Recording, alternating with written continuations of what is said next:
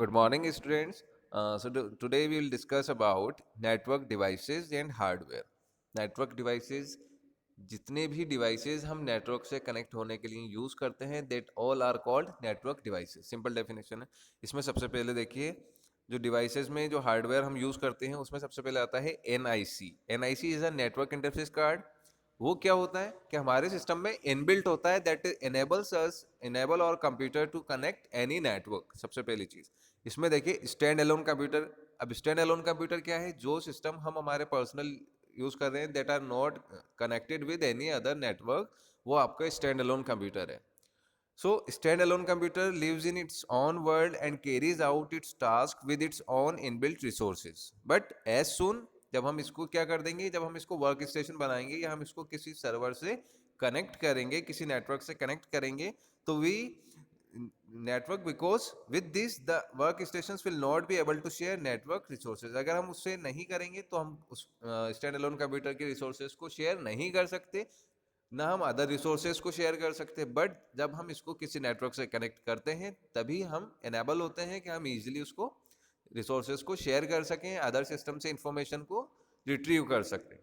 तो इसमें देखिए, नेटवर्क इंटरफेस कार्ड एक्चुअल है क्या? NIC is a device that is attached to each of the work station and the server. Workstation से भी और सर्वर से भी ये अटैच्ड रहता है, and helps the work station establish the all important connection with the network.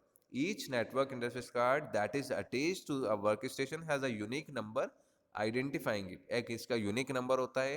Her NIC card का एक यूनिक नंबर होता है. उस यूनिक नंबर को हम नॉड एड्रेस भी बोलते हैं, और उस नॉड एड्रेस में या फिर हम उसको मैक एड्रेस भी बोल सकते हैं. सो मैक एड्रेस क्या है, यहाँ आगे देखते हैं अभी. तो मैक एड्रेस देखिए, MAC address, NIC manufacture assigns a unique physical address to each NIC card. अभी मैंने आपको बताया कि एनआईसी हर एक कार्ड का यूनिक नंबर देता है. वो यूनिक नंबर को हम या तो नॉड एड्रेस या फिर मैक एड्रेस बोलते हैं. सो मैक एड्रेस में सबसे पहली चीज मीडिया एक्सेस कंट्रोल. इसका फिजिकल एड्रेस होता है. वो फिजिकल एड्रेस जो आपका रहता है, वो 6 बाइट में रहता है. 6 बाइट, और each byte separated by columns. तो यहां पर आपको ये एग्जांपल देख लेना है.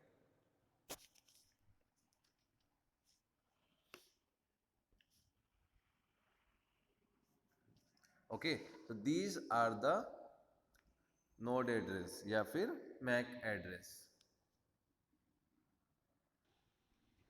तो इसमें जो आपका 6 बाइट में होता है एड्रेस, और जो फर्स्ट 3 बाइट्स होती हैं, these first 3 bytes is called manufacture ID, and the last 3 byte is called card number.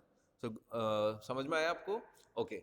Now आता है आपका वाईफाई कार्ड. अब वाईफाई कार्ड क्या है? Wifi card is either an external or internal local area network adapter with a inbuilt wireless radio and antenna. Wifi card क्या होता है? जो हम वाईफाई से कनेक्ट होते हैं, तो वो हमारे सिस्टम में, हमारे सेल्यूलर फोन में भी बात कर सकते हैं, या हमारे लैपटॉप में इनबिल्ट होता है वाईफाई कार्ड, जिसके थ्रू हम इजीली वाईफाई से सिग्नल से कनेक्ट होते हैं. तो इसमें देखिए, wifi card is either an internal or external local area network adapter with inbuilt in wireless radio and antenna. The most common Wi-Fi card used in desktop computers are PCI Express Wi-Fi card, made to fit the PCI Express card slots on the motherboard. ये हमारे motherboard में system के inbuilt attached होता है. ये देखिए किस किस टाइप का हो सकता है. एक तो है PCMCIA wifi card, express card wifi card, और USB wifi card. USB wifi card means अगर आपके कंप्यूटर में मान लीजिए वाईफाई डिवाइस अटैच नहीं है, इनबिल्ट नहीं है, तो आप एक एक्सटर्नल वाईफाई कार्ड का भी यूज कर सकते हैं. नेक्स्ट उसके बाद में है हब. अब हब क्या है? हब एक तरीके का हार्डवेयर डिवाइस है, जिसके थ्रू हम मल्टीपल कंप्यूटर्स को कनेक्ट कर सकते हैं. A hub contains multiple independent but connected modules of network and internetwork equipments. Similarly जो कंसंट्रेटर की तरह काम करता है. अब कंसंट्रेटर एक डिवाइस है that provides central connection point for cables from work station, servers and peripheral devices.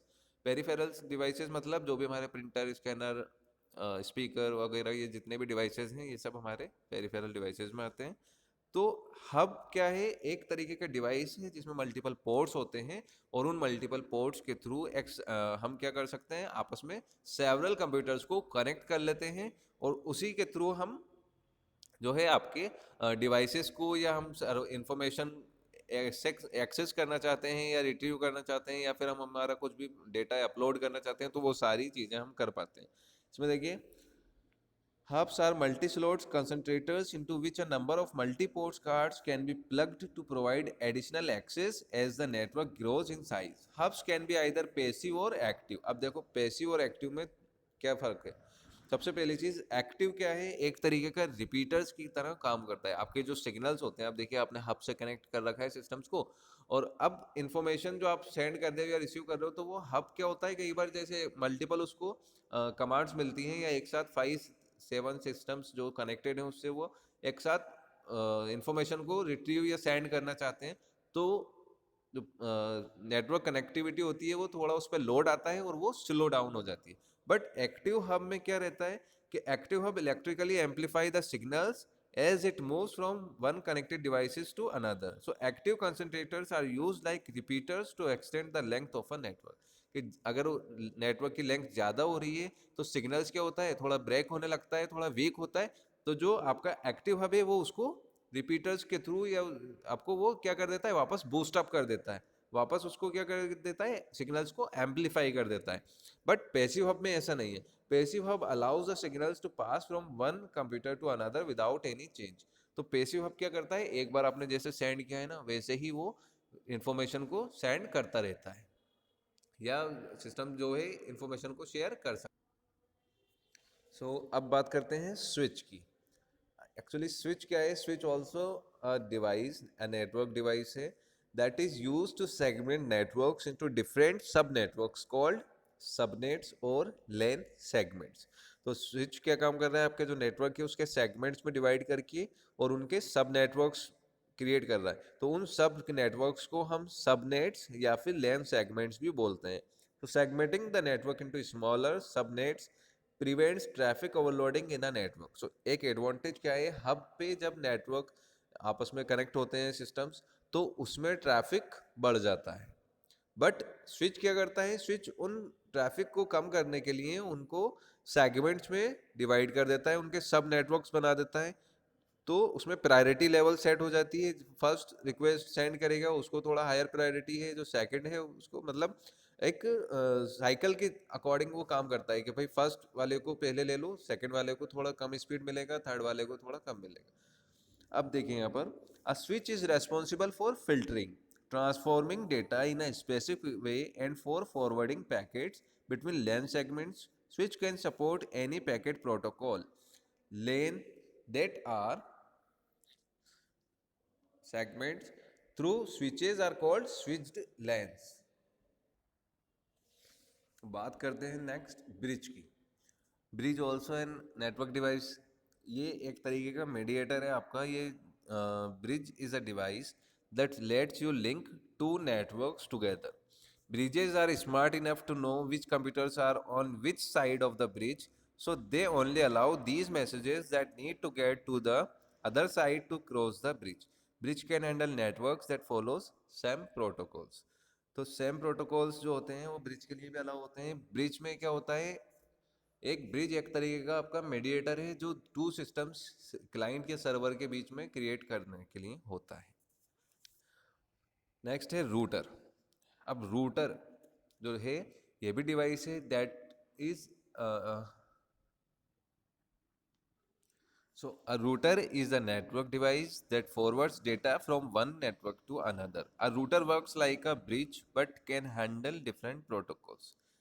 Router जो है एक तरीके से ये समझ लीजिए कि रूटर सेट करता है रूट को बिटवीन कि जहाँ पर डेटा को या इन्फॉर्मेशन को हम सेंड कर रहे हैं या रिसीव कर रहे हैं, तो उसमें जो सबसे फास्ट और सबसे इफ़िशिएंट और सबसे सिक्योर रूट होता है, उसी रूट से आपके डेटा को ट्रांसमिट किया जाता है। सेम वही ब्रिज की तरह वर्क करता है। Device that works like a bridge but can handle different protocols. तो डिफरेंट प्रोटोकॉल्स में ये क्या क्या एक्सेस कर सकते हैं हम, इसमें क्या समझ लीजिए कि ये जो है ना आपके रूट को सेट कर देता है। देखिए यहाँ पर, if the destination is unknown to a router it sends the traffic to another router. which knows the destination. Based on a network roadmap called a routing table, routers can help ensure that packets are traveling the most efficient path. तो आपका जो efficient path है उसी से आपके data को, आपकी information को ट्रांसफ़र करने में रूटर हमारी हेल्प करता है. A router differs from bridge in a way that former uses logical address and the latter uses physical address. Next आता है आपका गेटवे. अब गेटवे क्या है? Gateway also a device that connects dissimilar networks. A gateway is actually a node on a network that serves as an entrance to another network. तो simple समझो, gateway एक तरीके का नेटवर्क डिवाइस है जो हमें डिसिमिलर यानी जो सिमिलर नेटवर्क नहीं है उनसे कनेक्ट करने के लिए एनेबल करता है. It establishes an intelligent connection between a local network and external network with completely different structures. So gateway के थ्रू ही हम अदर नेटवर्क से कनेक्ट हो पाते हैं. नेक्स्ट आ जाएगा आपका एक्सेस पॉइंट. अब एक्सेस पॉइंट सिंपल सा है कि access point also called wireless access point WAP. तो AP and WAP both are similar. Is a hardware device that establish connections of computing devices और wireless lane with a fixed wire network. अब जो आपका web है वो क्या है? एक हार्डवेयर डिवाइस है जो आपके कनेक्शन एस्टेब्लिश कर रहा है वायरलेस लेन में और फिक्स्ड वायर नेटवर्क में. The AP is connected to a fixed wire network and it then broadcast wireless signals that computing devices having Wi-Fi cards on detect. Using these wireless signals, the computing devices get connected to a fixed wire network via AP and use network as needed. So you can say that an access point is a station that transmit and receive data. Okay, so access point है, gateway है, router है, bridge है, ये सब आपके जो है network hardware devices हैं. इनमें आपको जो आपका यूनिट है वो ऑलमोस्ट 40-50% कंप्लीट हो चुका है नेटवर्क वाला. तो आप थोड़ा और इस पर वर्कआउट करें. All the best.